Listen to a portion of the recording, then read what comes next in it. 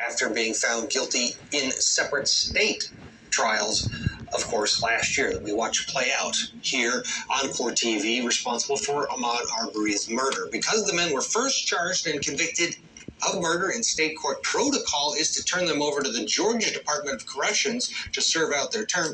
However, the McMichael's attorney, Travis McMichael's attorney, filed a motion to say, hey, he needs to go into federal custody because we don't believe Georgia can keep him alive. He has received so many death threats. The fear is that once he is in the system, he'll be killed. Let's bring back in Melissa Redmond. She is a law awaiting his arrival. But to what extent is it overstated that the state of Georgia is unable to keep an inmate alive? I'm sure that the state of Georgia's Department of Corrections would take exception to that allegation that they are unable to keep particular inmates alive due to threats. Given the nature of this offense, the national outcry we saw at the death of Ahmaud Arbery is not, it is not hard to believe that they have received numerous death threats. But we have to also note that the state of Georgia has been able to keep them alive thus far and keep them safe thus far, indicating no problem in continuing to keep them safe while they serve out their time in state custody. Yeah, they have been held in Glynn County under the U.S. Marshals have technically been holding them, but they've been in the Glynn County local lockup, which is a different ballgame than a state pen.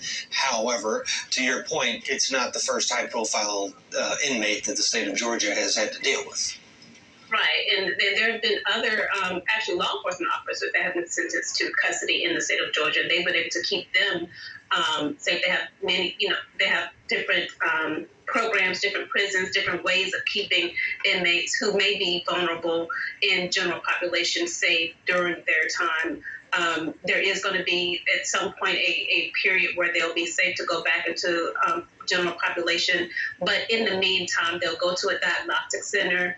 At that diagnostic center, all of those factors will be evaluated to determine what would be the most appropriate facility to send them to initially, and then that will periodically be reviewed.